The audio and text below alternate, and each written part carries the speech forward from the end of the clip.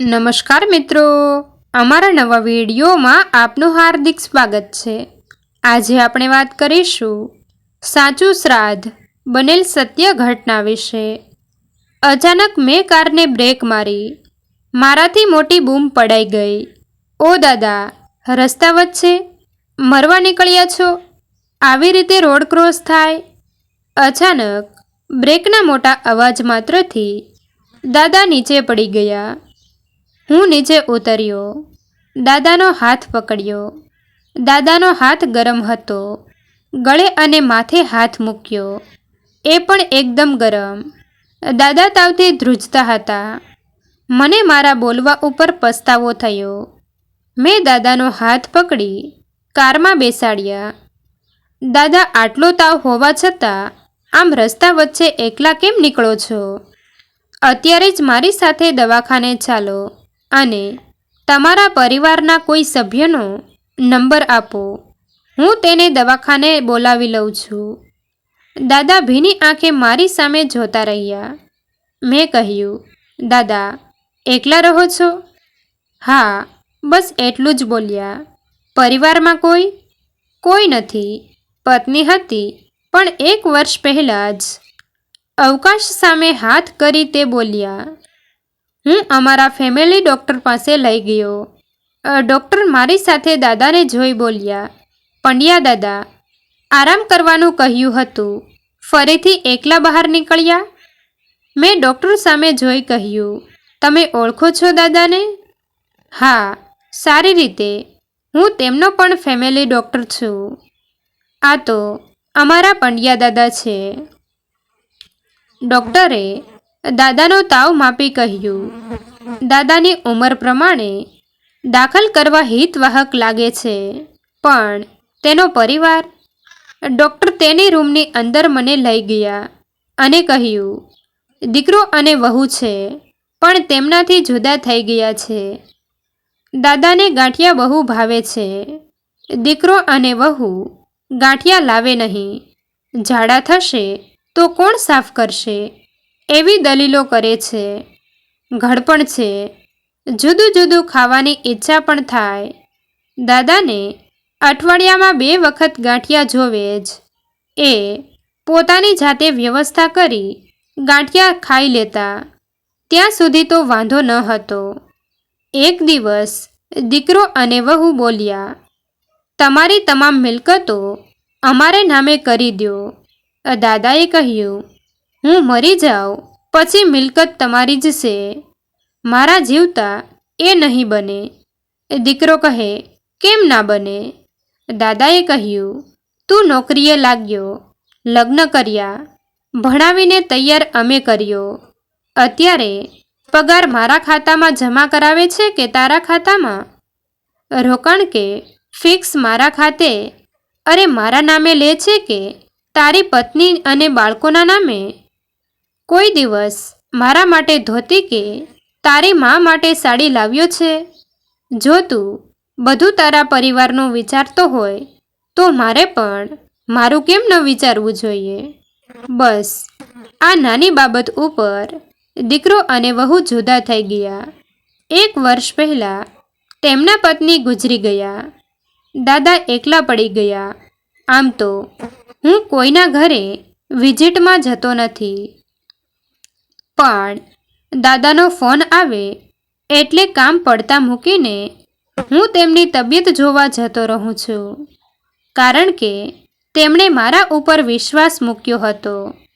Doctor દાદા સામે જોઈને બોલ્યા, દાદા, ગાંઠિયા ખાવા બહાર નીકળ્યા હતા કે? દાદા આવા તાવમાં પણ હસી પડ્યા। હું તેની બાજુમાં ગયો, માથે હાથ ફેરવી મેં કહ્યું, પછી ગાંઠિયા ખાધા કે નહીં? ગાંઠિયાનો તાવ હોય તો મને કહો, હું લઈ આપું। દાદાએ મારો હાથ પકડીને મને કહ્યું, બેટા 100 ગ્રામ। મેં ડૉક્ટર સામે જોયું। ડૉક્ટર સાહેબે હસીને મને હા પાડી। એમણે દાદાને અંદરના રૂમમાં સુવડાવી ઇન્જેક્શન આપ્યું અને કહ્યું, તમે આરામ કરો, ત્યાં સુધીમાં નારાયણભાઈ ગાંઠિયા લઈ આવે છે। હું ઝડપથી ગાંઠિયા લેવા ગયો. ગાંઠિયા લઈને હું પાછો આવ્યો. ડૉક્ટર સાહેબ મારી રાહ જોતા બેઠા હતા. હું દોડીને અંદર ગયો. ડૉક્ટર સાહેબે કહ્યું, રહેવા દ્યો નારાયણભાઈ. મેં કહ્યું, કેમ, શું થયું? ડૉક્ટર સાહેબે મને કહ્યું, દાદા હવે આ દુનિયામાં નથી રહ્યા. મારા હાથમાંથી ગાંઠિયાનું પેકેટ નીચે પડી ગયું. ફક્ત 1 કલાકના અજાણ્યા સંબંધો છતાં પણ હું મારા આંસુને રોકી શક્યો નહીં. મેં જે મા બાપે પોતાની જાત સંતાનો પાછળ ઘસી નાખી હોય એ આવી રીતે ઘડપણમાં તેમને તરછોડી કઈ રીતે જઈ શકતા હશે? મેં ઓફિસે ફોન કરી કહ્યું, આજે મારા દાદાનું શ્રાદ્ધ છે, હું ઓફિસે નહીં આવી શકું. ડૉક્ટર સાહેબે કહ્યું, ભાઈ નારાયણભાઈ, તે એક માનવતાનું કામ કર્યું છે. આજે મારું દવાખાનું પણ દાદાના માનમાં બંધ રહેશે. ડૉક્ટર સાહેબ બોલ્યા, નારાયણભાઈ, તેમનો અંતિમ સંસ્કાર કરવાનો આપણો કાયદાકીય અધિકાર નથી. તેમના પુત્રનો મોબાઈલ નંબર મારી પાસે છે. આપણે તેને જાણ કરવી જોઈએ.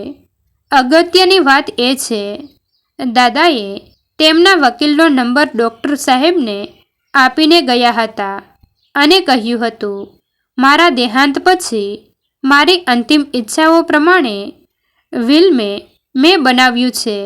તે ઈચ્છા પૂરી કરવાની જવાબદારી ડૉક્ટર સાહેબ તમારી છે. મારો મૃત્યુ પછી વકીલ તમને ફોન કરશે.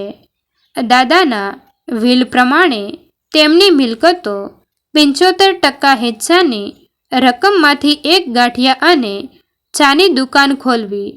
ત્યાં રોજ ઘરડા અને ગરીબ વ્યક્તિને મફતમાં ચા અને ગાંઠિયા મળે તેવી વ્યવસ્થા કરવી. ગાંઠિયાની દુકાનનું નામ મારા અને મારી પત્ની નામ ઉપરથી રાખવું.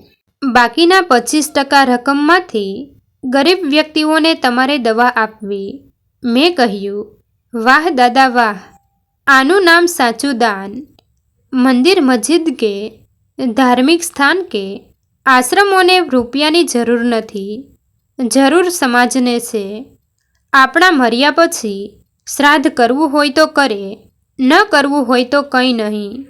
જીવતાને સાચવો એ જ સાચું શ્રાદ્ધ છે. સ્વર્ગમાં કોઈ જ પ્રકારની ટિફિન વ્યવસ્થા નથી. મરતી વખતે ગંગાજળની કોઈ જરૂર તેઓને નથી.